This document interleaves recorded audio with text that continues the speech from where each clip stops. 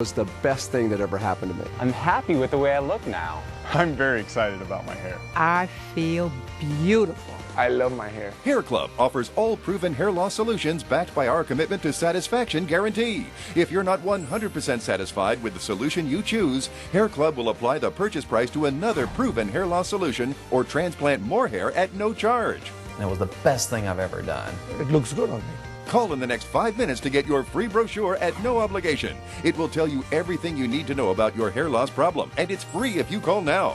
I am more pleased than what I had even imagined. I at least look, I would say, 5 years younger. I'm 52, and I look better now than I did when I was in my 40s. I feel great. And that's not all. The first 100 people who call will also receive $250 off any hair loss solution from Hair Club.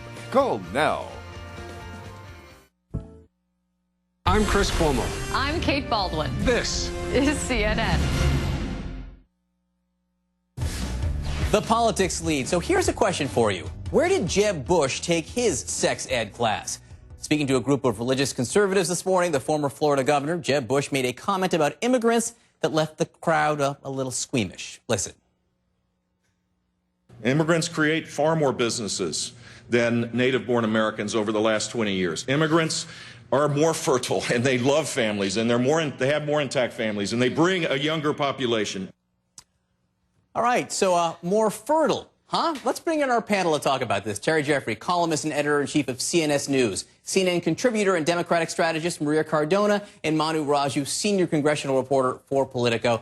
Maria, I want to start with you as the woman here on the panel. And an immigrant. When you heard Governor Jeb Bush say that immigrant women are more fertile, I cringed, John. But you know what else? I'm going to give Jeb Bush a pass here because I looked at what he said in context. And in fact, his actual words are correct. If you look at Webster's dictionary, the third definition of fertility is birth rate of a population. And that is what he meant. I actually have that right here. 87.8 births per thousand for immigrants in America compared to 58.9 births per 1,000 for women, born in the United States. Exactly. And so what he said was actually correct. And the context was he was talking about the benefits of comprehensive immigration reform. He's in the right place on that for the Latino community, for immigrants, for Americans. He was talking about the benefits of what immigrants have done and what they will continue to do for the economic vitality of this country. He just should not have used those words. Terry, Monty, there's nothing more comfortable to discuss for men than fertility. So I'm thrilled that we get to bring this up right now. But Terry, does this stick? Is this one day and then done? Actually, I think Jeb Bush said a good thing here. Leaving aside the issue of what you do with illegal immigration, I think he's wrong on that. Not only is he right on the demographic facts, as you pointed out, but he's also right on a basic underlying economic point. More babies, more people are good. The CBO earlier this year, when they were estimating future potential economic growth in the United States, they said it's lower than it used to be because the baby boom generation is retiring, fewer young people are coming into the workforce. If you look at the history of the human race, there's a lot more human beings now than there were 2,000 years ago. People are better off materially now than they were 2,000 years across the globe because on net, people create wealth. May all be true, but doesn't the word creep you out a little bit, Manu, when he said it? Well, I think for Jeb Bush, the thing is that he's kind of had a clumsy rollout ever since he's gone back into the public domain. I mean, remember he came out with his immigration book earlier this year, and his position on that issue seemed to be backtracking from his support for a comprehensive immigration overhaul later. So I think what this does, it may raise questions on whether or not he's ready for the prime time and whether or not he will be able to make comments that could prove to be game-changing gaffes should he decide to run in 2016. You're talking about the rollout, of course, and that would be for 2016, which is a really exciting topic for people who are into politics, which of course we all are. So let's talk about 2016.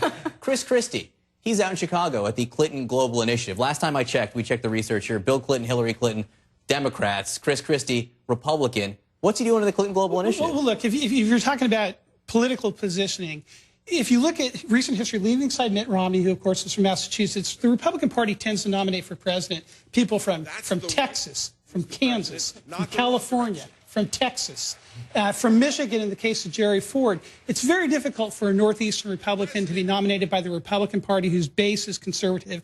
I don't think Christie can do it. I think he's more like Giuliani than Mitt Romney. And everybody remembers, Mitt Romney did like a 180-degree turn on a lot of issues before he ran for president.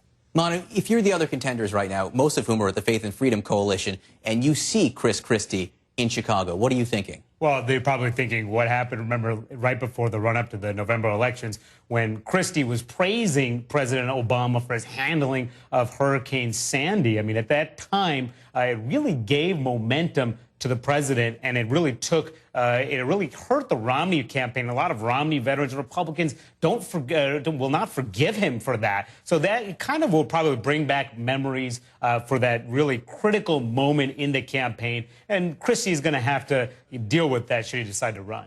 But let's remember, we might be focused on 2016, but what's Christie focused on? Getting reelected first. He's got to get reelected before he can even think about 2016, and being seen with Bill Clinton and Chelsea and Hillary is a really good thing for a purple/blue state that New Jersey is. What's good for 2013 might not be good for 2016. Possibly Maria not, Cardona, but... Terry Jeffrey, Manu Raju, great to see you. Great talking even Thanks, about John. fertility. I appreciate it, guys.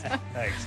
Moving on. Coming up, one stand-up comedian has no problem poking fun at his waistline and his parenting skills. Jim Gaffigan up next to talk about both.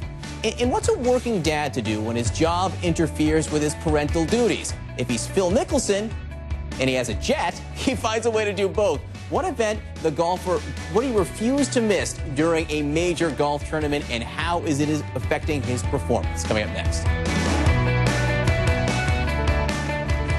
I'm the next American success story, working for a company where over 75% of store management started as hourly associates. There's opportunity here. I can use Walmart's education benefits to get a degree.